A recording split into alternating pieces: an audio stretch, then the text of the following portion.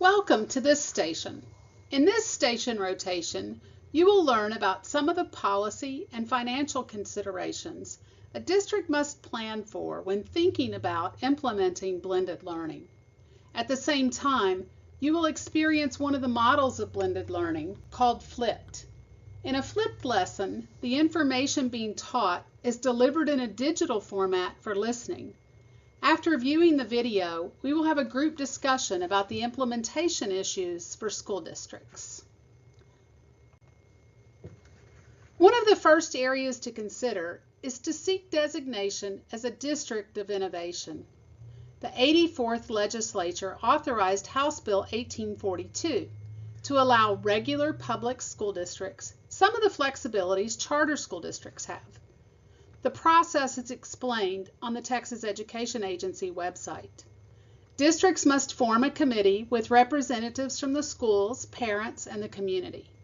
The committee studies the innovative curriculum or program design the district plans to implement. The next step is to explore what flexibilities with current state policies are needed to facilitate the implementation. The list of possible areas to request flexibility are available on the TEA website. Taking advantage of becoming designated as a district of innovation will assist school districts with implementation of blended learning and other innovative initiatives. In addition to local policy changes, there are state and even federal policies that need to be changed to fully implement our blended learning plan. The first consideration is the way school districts in Texas collect student attendance for funding purposes. Currently, students have to be physically present at a specified time daily to be counted present for ADA funding. In our blended learning model at PIISD with flexible attendance at the high school, to allow for independent, personalized learning, internships, and community-based project learning, our students might not be physically present all day, every day, or might not be present at the designated time to take attendance.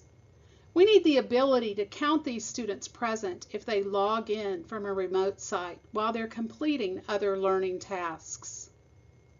The federal lunch program also requires a student to be present at least 4 hours for the school to qualify for reimbursement for the meal cost for free breakfast and lunch programs.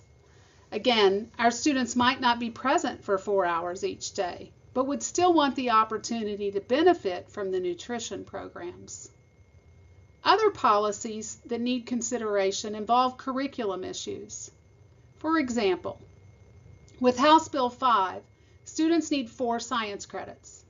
In our high school, a medical pathway student takes anatomy and physiology and a course on medical terminology. Neither of these classes count for the 4th science for graduation requirements. Students have to take an additional science course that is not aligned to their career pathway just to satisfy House Bill 5 requirements. We would like for the courses in the pathway to count for credit for graduation. Students should also be able to gain graduation credit for successful completion of internships or apprenticeships. Local policies regulating grades for online courses and how those are counted for GPA, as well as grading guidelines for online and competency-based courses, also will need to be reconsidered. If a student is taking an online competency-based course, they cannot advance in the course until they've demonstrated mastery of the material. But that means the grade will always be very high due to multiple attempts to show mastery. The manner that these grades are included with other more traditional courses will be decisions that need to be made at the local level and communicated to stakeholders.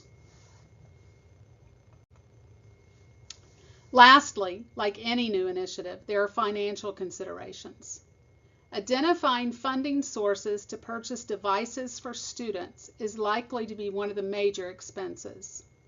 Exploring currently available resources within the district and partnerships with other entities will help school districts develop a good financial strategy to phase in a blended learning program. Understanding the cost of one-time expenses versus recurring annual expenses will help develop a cost estimate for implementation. Currently, our district is combing through existing programs and expenses to discover overlapping programs and services that could be reduced or eliminated to allow more funding to be channeled toward the blended learning implementation plan. We cannot continue to fund everything we're currently doing and fund the implementation of a blended learning initiative. Research indicates after several years of blended learning, as more content is digital and delivered online, there can be a reduction in staff costs. Larger groups of students would be working independently part of each school day, freeing up teachers to work with the most at-risk students. Research is clear that we cannot continue to purchase technology for classrooms for the sake of technology, but we must demonstrate a transformation of the learning experience using technology as a tool. Thank you for listening to our lesson on financial and policy considerations. Think about questions you might have related to these topics and be prepared to participate in our group discussion.